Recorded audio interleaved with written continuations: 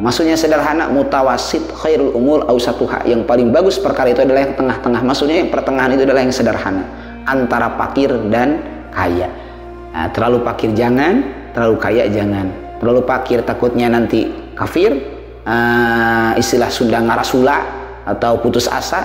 Kalau misalnya terlalu kaya nanti takutnya sombong, maka sederhana, seadanya saja. Qanaat al-iktifa'u bil yasir, yaitu ngalap cukup atau merasa cukup dengan apa yang ada.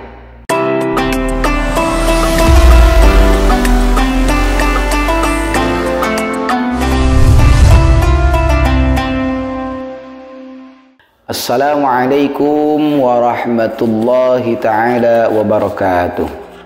Bismillahirrahmanirrahim. Alhamdulillahi rabbil alamin. Alhamdulillahilladzi ja'alal ilma arfa'as sifatil kamaliyah. Wa ashhadu an la ilaha illallah wahdahu la syarikalah alladzi khassa man syaa min ibadihi bil matharil hukmiyah. Wa ashhadu anna Muhammadan abduhu wa rasuluhu alladzi khassahu Allah ta'ala bi jami'i kamalatil ubudiyyah. Wa sallallahu ala sayyidina Muhammadin wa ala alihi wa ashabihi wassalikin ala nahjihi panalu khairu wa firu amma ba'du. Sahabat Pontren Media yang dirahmati oleh Allah Subhanahu wa taala, semoga Allah Subhanahu wa taala menjadikan kita semua menjadi hamba-hamba Allah yang senantiasa istiqomah ibadah dan melaksanakan perintah-perintah Allah serta menjauhi terhadap larangan-larangan Allah. Sebab ada beberapa poin, yaitu 3 poin. Jadi kunci untuk penyelamat. Dengan 3 poin juga bisa jadi kunci untuk sumbernya kecelakaan. 3 juga bisa jadi sumber untuk meningkatkan derajat, dan juga 3 bisa jadi sumber untuk kifarat terhadap dosa-dosa kita. Jadi pembahasan kali ini kita coba menggali hadis atau makalah keterangan yang ada dalam kitab Nasoihul Ibad yang biasa kita kaji, namun diselang ya, atau ditambah dengan kajian kitab Tanqihul Qaul.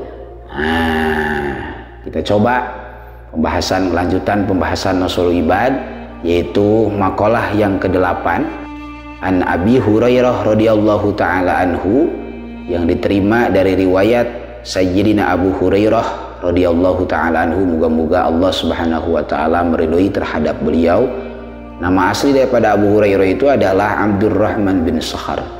Abu Hurairah merupakan ulama besar ya, yang senantiasa mendapatkan gelar Hurairah dikarenakan bapaknya kucing. Maksudnya bapak kucing adalah seorang ulama yang cinta terhadap kucing. Semua jenis kucing itu dipelihara oleh Abu Hurairah, penyayang makhluk, diantaranya kucing. Annahu qala Nabi sallallahu alaihi wasallam, bahwasannya Nabi Muhammad sallallahu alaihi wasallam bersabda, ada 3 kunci. Apa? Salasun munjiatun, 3 kunci yang bisa menyelamatkan.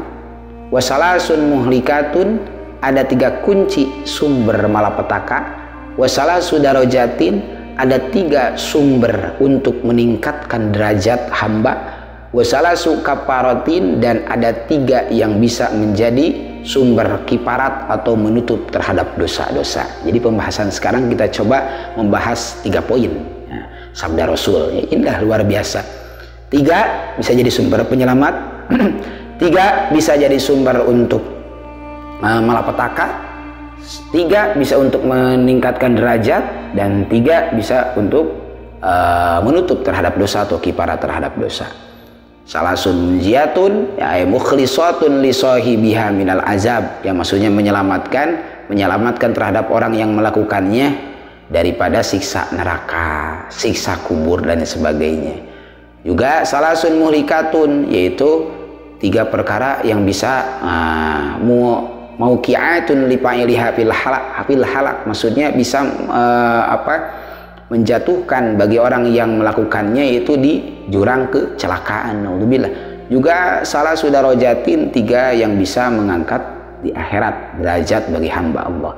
Wasalah suka parotin lidunubi amiliha, dan 3 yang bisa jadi sumber kiparat terhadap dosa-dosa orang yang mengamalkannya atau orang yang melakoninya. Nah, kita coba bahas satu-satu. Apa itu 3 perkara yang bisa menyelamatkan hamba Allah daripada siksa azab Allah atau daripada kemurkaan Allah, bisa diselamatkan daripada apa yang tidak diridhoi Allah Subhanahu wa taala? Amal munjiatu, adapun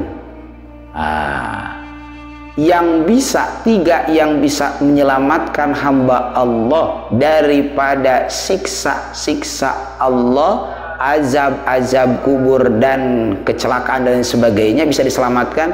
Yang pertama, poin pertama, fakhasyatullahi ta'ala fisirri wal alaniyah, takutlah kepada Allah, khusyuk hati kita kepada Allah, taatlah kepada Allah, bukan hanya di depan orang banyak, tapi ketika sir, maksudnya ketika dalam keadaan rahasia, dalam keadaan sendiri, dalam keadaan sepi.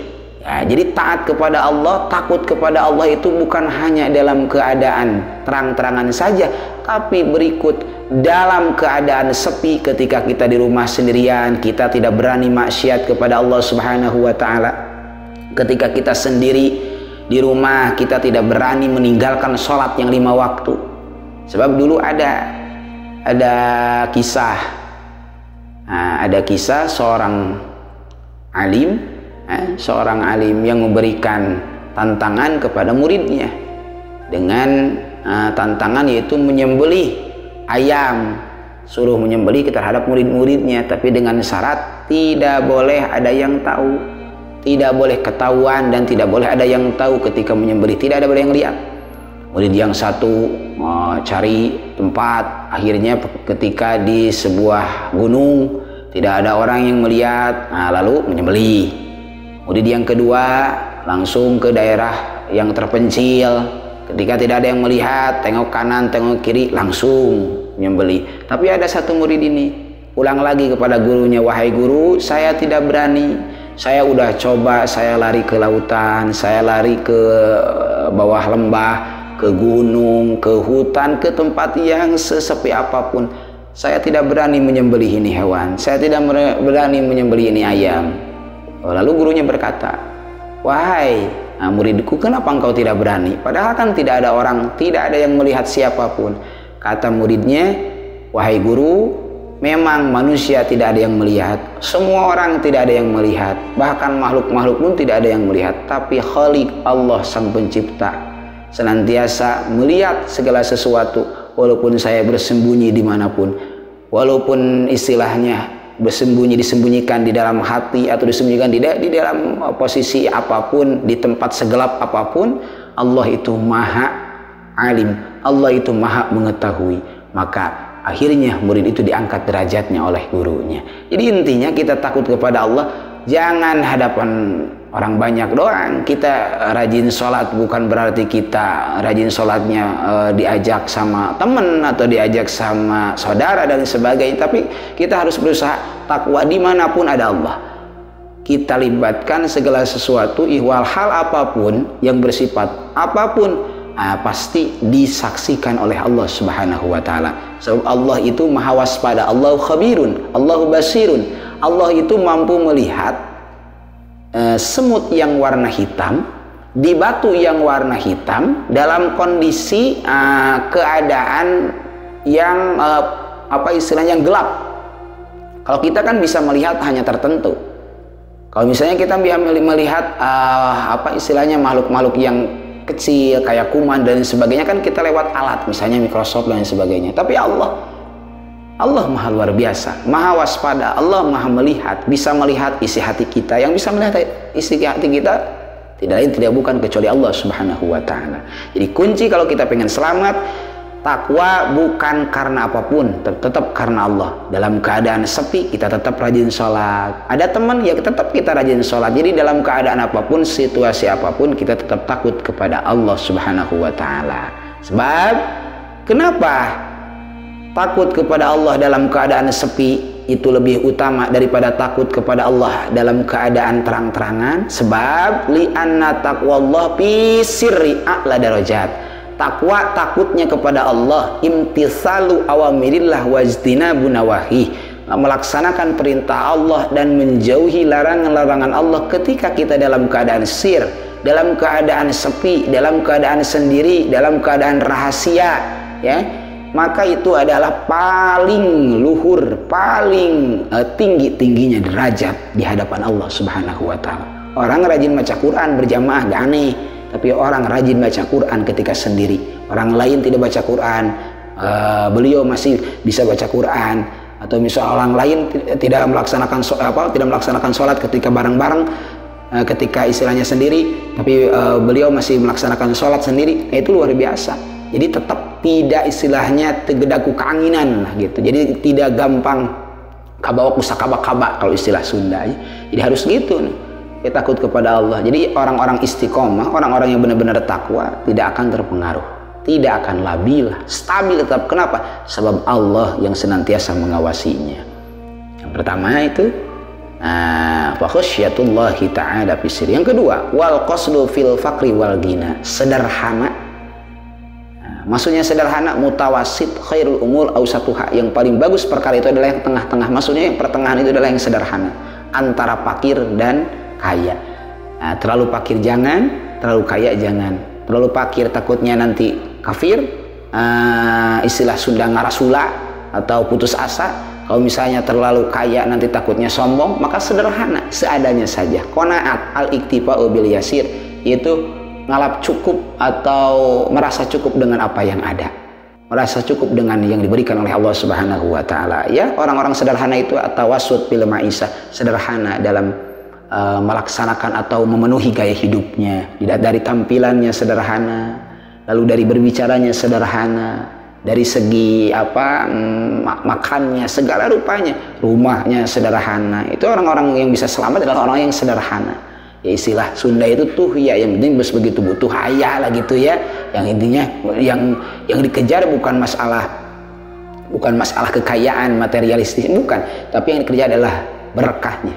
Ya, berkahnya. Jadi ketika bertambahnya rezeki digunakan untuk semakin dekat kepada Allah Subhanahu wa taala, alias bi alam yujawiz biha al hadda, tidak melewati terhadap batas. Jadi tidak boros, alias tidak berlebih-lebihan. Kenapa? Sebab innallaha la yuhibbul musrifin. Sesungguhnya Allah Subhanahu wa taala tidak menyukai orang-orang yang berlebih-lebihan.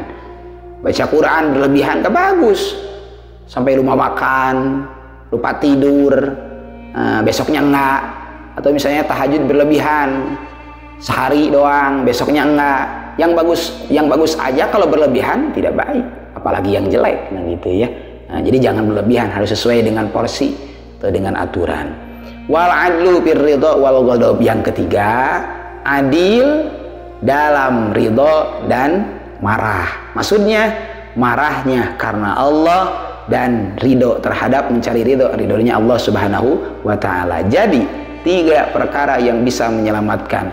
Yang pertama, takut kepada Allah di dalam keadaan sir, yaitu baik sendiri atau terang-terangan. Yang kedua, sederhana dalam berbuat, sederhana dalam bertingkah, sederhana dalam berpakaian. Ya, jadi antara fakir dan kaya, sederhana aja, pertengahan, tidak melewati batas atau tidak boros. Yang ketiga yaitu adil, ridho karena Allah, marah juga karena Allah. Ya, mudah-mudahan kita menjadi orang yang senantiasa melaksanakan 3 yang ini dan menjauhi 3 yang satu, yaitu yang bisa menyelakakan.